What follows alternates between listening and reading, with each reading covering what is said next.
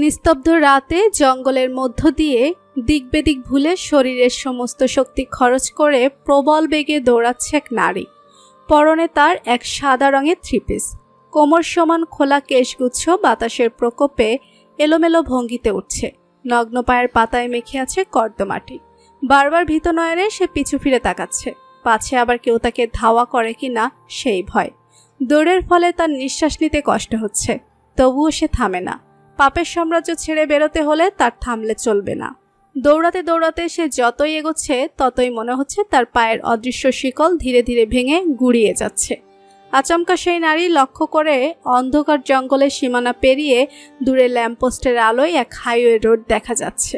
মুহূর্তেই সেই নারীর ঠোঁটের কোণে ফুটে ওঠে এক অদম্যকে জয় করার পার্থিব হাসি। প্রাণপণে সে ছুটে এগিয়ে যায় সেই হাইওয়ের দিকে। দৌড়ানোর সময় গাছের এক ডালের সাথে তার গলার ওড়না আটকে যায়। সেই নারী দৌড় থামিয়ে পিছন ফিরে দুহাতে ওড়না টেনে ছোটানোর চেষ্টা করে, কিন্তু এতে উল্টে ওড়না ছিঁড়ে ওড়নার অর্ধেকটা তার হাতে চলে আসে এবং বাকি অর্ধেক সেই ডালেই আটকে যায়।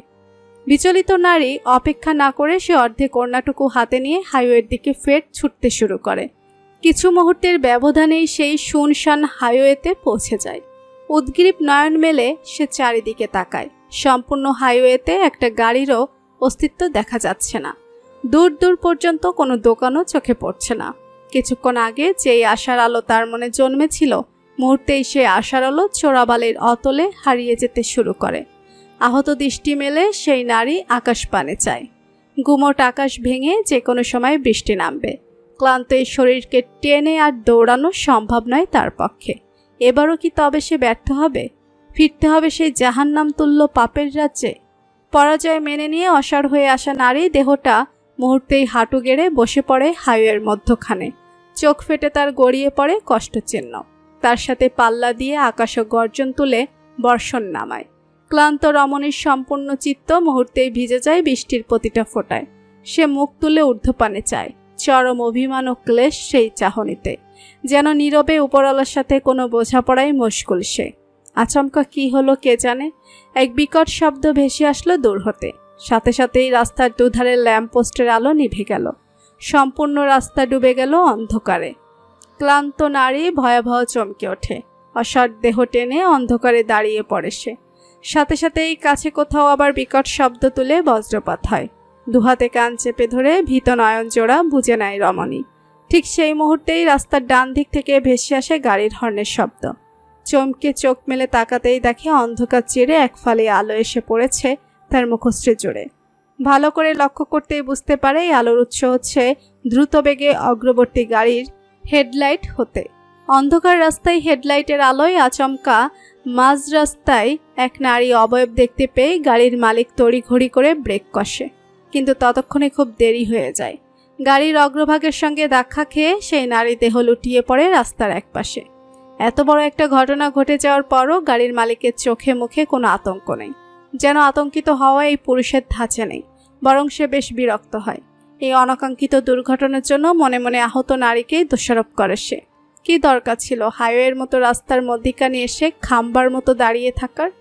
খুব স্বাভাবিক ভঙ্গিতে বৃষ্টি মাথায় নিয়ে গাড়ি থেকে নেমে আসে এক দীর্ঘ সুঠামদেহী পুরুষ। বৃষ্টির ফোঁটা গায়ে পড়তেই তার কালো শার্টটা শরীরের সাথে লেপ্টে যায়। স্পষ্ট হয় তার পুরুষালী দেহের গঠন। কালো শার্টের সাথে মিলিয়ে কালো বেল্ট এবং প্যান্টও গায়ে শোভা পাচ্ছে। গাড়ির হেডলাইটের আলোয় সে দেখতে থাকে রাস্তার একপাশে পড়ে থাকা আহত নারী দেহটাকে। কালগুনে কবি ঠিকই বলেছিলেন নারী মানেই বিপদ। কোন কবি বলেছিলেন সেটা মুখ্য বিষয় নয়। মুখ্য বিষয় হলো এই মুহূর্তে কি সে নিজের অতি গুরুত্বপূর্ণ কাজটার জন্য নির্দিষ্ট ঠিকানায় আগে পৌঁছাবে, নাকি এই নারী নামক উটকো ঝামেলাকে বয়ে হসপিটালে নিয়ে যাবে? প্রশ্নগুলো মনে উকি দিতেই একটা দীর্ঘশ্বাস ছাড়ে সে। এগিয়ে যায় সেই আহত নারীর দিকে।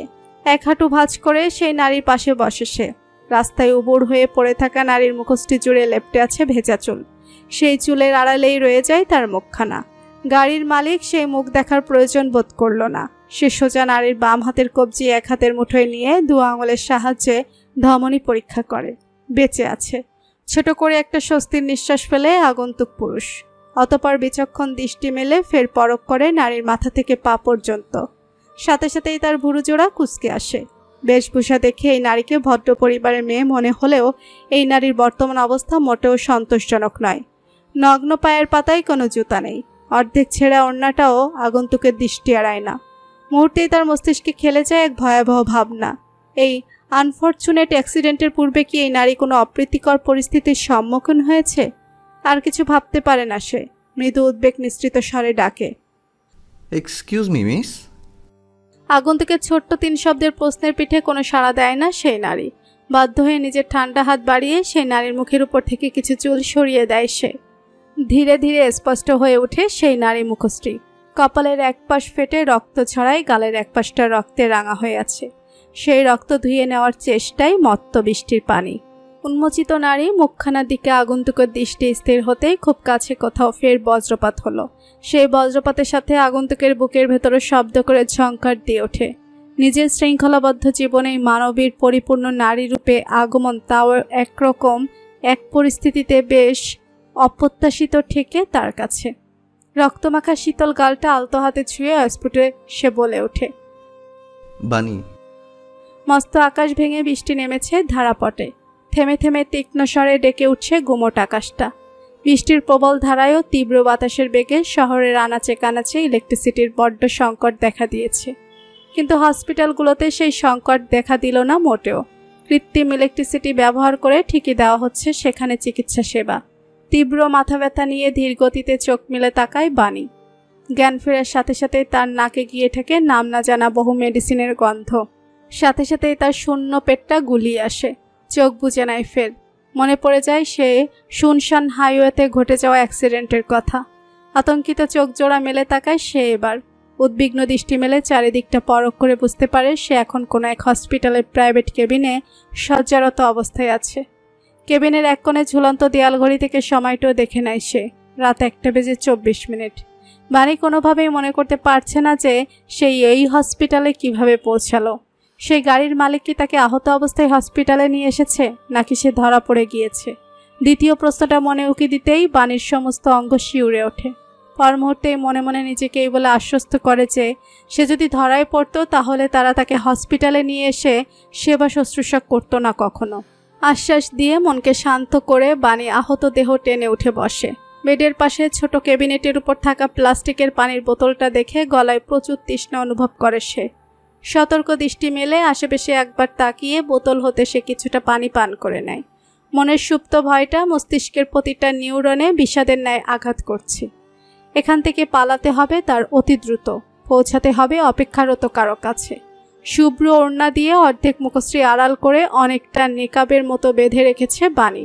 অশান্ত উন্মুক্ত চোখ জোড়া ভয়ে তটস্থ হয়ে চারিদিকে নজর বুলাতে ব্যস্ত। তার কেবিনের বাহিরে একজন পুরুষ অনেকটা পাহারাদারের ন্যায় দাঁড়িয়েছিল। আড়াল হতে এই দৃশ্য দেখার পর হতে বানির ভয় হচ্ছে। কোনো মতে সে ওই লোকের চোখ ফাঁকি দিয়ে কেবিন থেকে বেরিয়ে এসেছে। একবার এই হসপিটাল থেকে বের হতে পারলে সে হাঁপ ছেড়ে বাঁচে। বাহিরে তখন তুমুল বর্ষণ।